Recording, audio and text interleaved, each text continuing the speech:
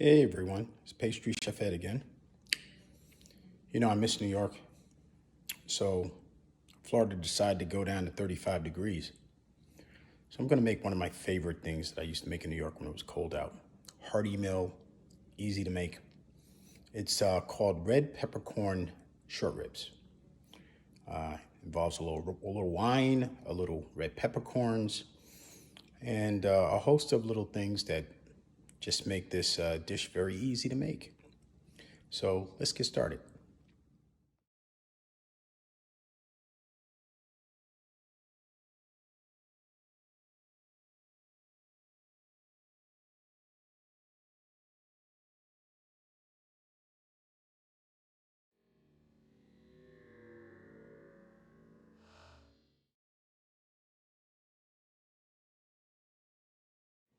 So we're gonna start doing this red peppercorn braised short rib, right? So there's one thing I want to talk about. In every kitchen, I don't care what kitchen you work in, I was taught this is the way I work, and I work clean. So in every kitchen, there's a process called mise en place. It's German. It means to prepare what you're getting ready to cook prior to cooking. So my onions are cut, stuff is out ready to be utilized. My meat is out of the package. It's been washed. I'm gonna pat it dry. Why do you want dry meat instead of wet meat? You're gonna braise it. So you don't wanna add wetness to it. You wanna get that nice browning on the meat itself. And if it's wet, it kind of takes longer and it causes it to sweat rather than caramelize. So these are all things that we should be thinking about. I wear gloves whenever I'm preparing meat, when I'm preparing vegetables, and I have two types of cutting boards. I have a meat cutting board, which has a rim around it to catch any of the juices, and then I have a vegetable cutting board. I utilize them for their purposes. If you do that, you'll never go wrong, and you won't cross-contaminate anything in your kitchen. All right, let's get started. You heard me said we have a meat cutting board and a vegetable cutting board. We don't need the vegetable cutting board anymore, but we need to prep the meat cutting board. So we're gonna wash that prior to patting the meat down, just to make sure that everything is clean. So I don't know if you've ever seen this technique, but this is a damp cloth. There's my meat, right? We're gonna take this damp cloth and put it underneath the cutting board. You know why we do that? There you go. Why do we do that? It usually stops the cutting board from moving so much on the table. And that's why you have a damp cloth underneath. Okay, two things that I'm gonna show you right now is we're gonna dry the meat. I have my gloves on. I have my paper towel right there. The other thing I need right now is grapeseed oil. And why do I need the grapeseed oil? Because once I pat the meat down, I'm gonna rub it with the grapeseed oil. I'm gonna season it with a little salt and a little pepper. That's all you need. And then we're gonna braise it on top of the stove. I'm gonna turn them right side up. I'm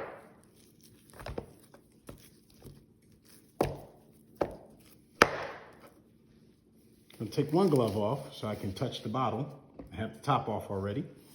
And I'm just gonna add a little oil to them. Why do I use grapeseed oil? Because it has a high burn point.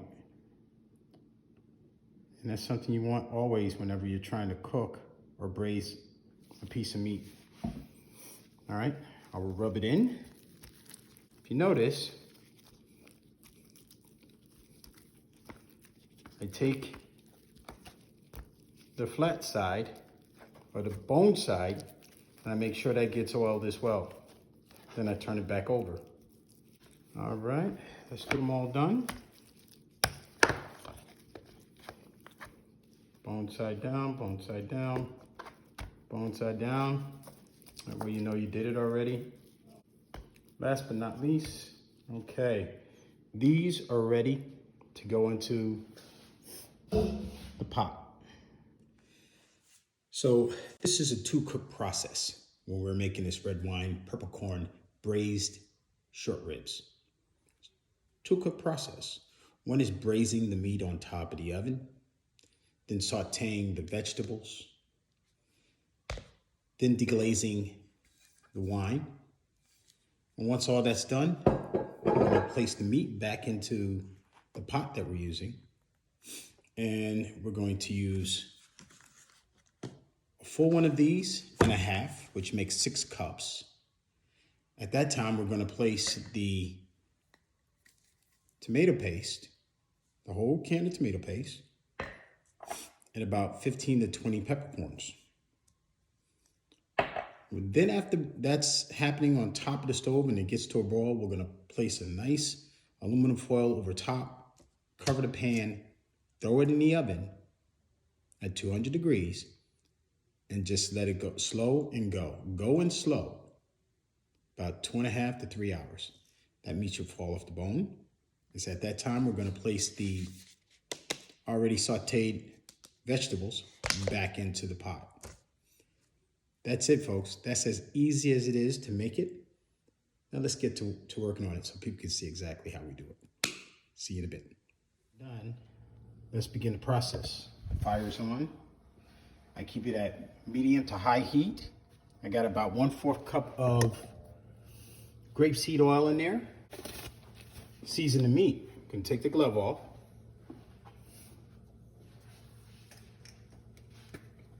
Here's my pepper grinder.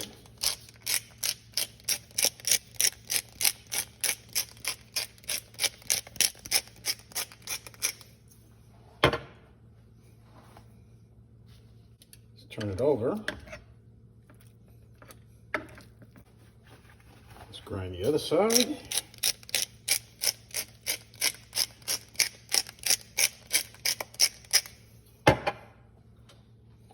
Let's get the kosher salt.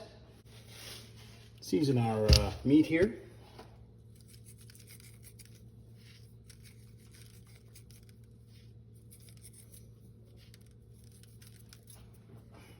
Let's put our meat in, shall we?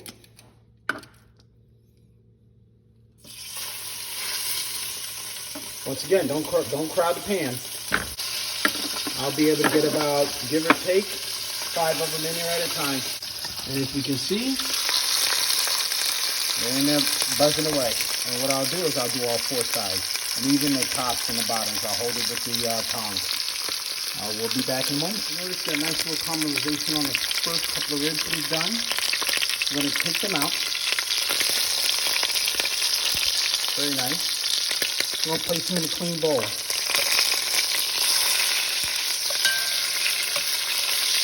Nice little caramelization.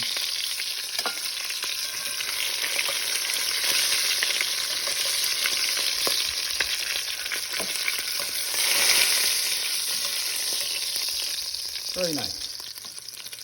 Let's start with the second batch.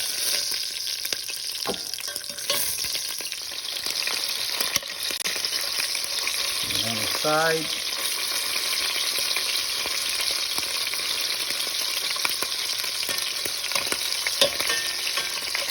Very nicely done. Turn it on the side. Even if you gotta hold it. Turn on the side, let it get a caramelization.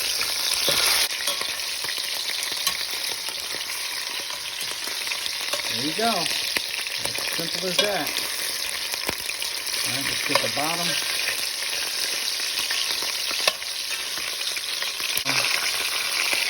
And of course, the bottom. All right, I have 2 left, and then we'll show you the next process. All our meat has been braised. I got a lot of oil in here, so what I'm going to do is I'm going to drop about half that oil before I put in the vegetables to saute. And we also dropped the temperature down to low. So the other thing I did, just so you understand, is I used the tongs and then I washed them. Because you don't want to use tongs that you had the raw meat on the cooked meat. So I used the tongs, I washed them. Those will be the tongs that I use to put the meat back into the pot. So if you notice, it's almost clear, but it has the tidbits of meat that's in there. We're just going to drop our vegetables in and saute them.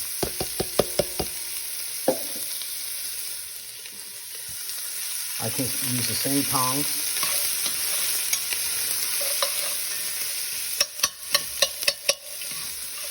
Sweat these vegetables out.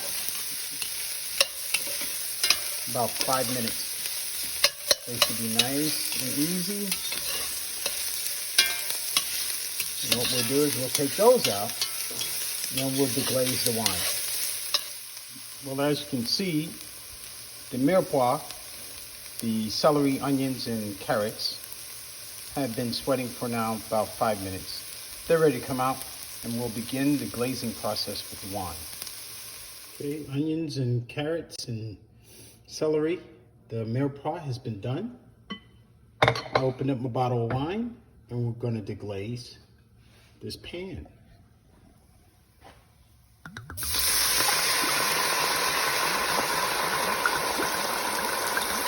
I'm going to use a whole bottle. We're going to let that reduce down about 1/3.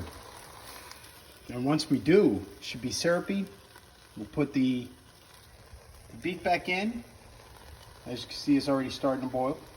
We'll put the beef back in, and we'll open up both boxes of beef broth.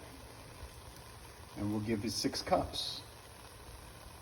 Once that comes to a boil again, we'll put it in the preheated oven at 200 degrees. It smells so heavenly in here. I can't wait till this reduces down. We'll get the beef back in there. We'll also put in the tomato paste. We'll throw in the peppercorns. Man, this is going to be heavenly. I'm starting to put the meat back in the pot. What you'll notice I'll do is I'll put the meat in and I'll twirl it. So that glaze gets on every facet of the meat. That's what you want. You want it to look good, taste good. Some of this you may have to put on top of the other so the other ones can get their fair share of the wine as well. So now that's what I'll do. Just so I can use it to deglaze and spread the wine to the other pieces of meat. What I'm gonna do is I'm gonna add the sauce, the tomato paste, and see if we can incorporate that into that wine. Just that fast, if you notice, all this got thick real quick, right? That's a beautiful thing. So now we're just gonna add the beef broth.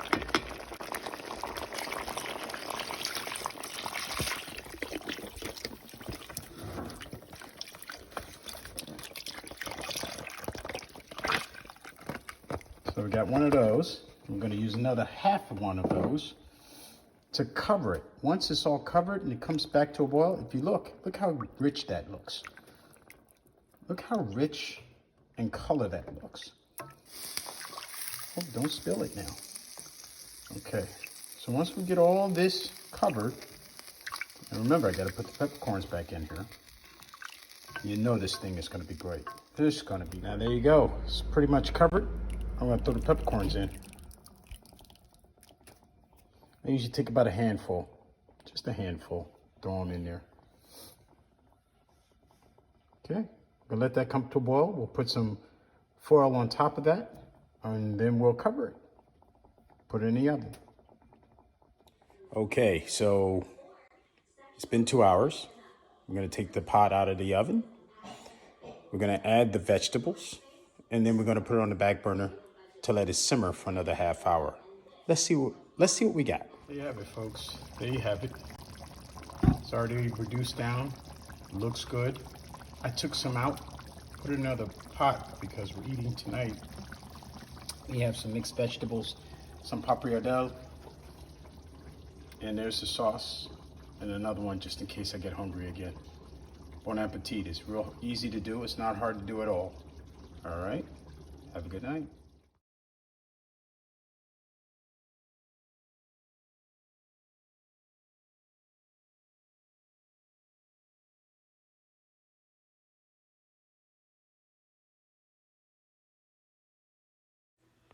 The recipe will be in the comment section. If you enjoyed this video, please subscribe. Thank you.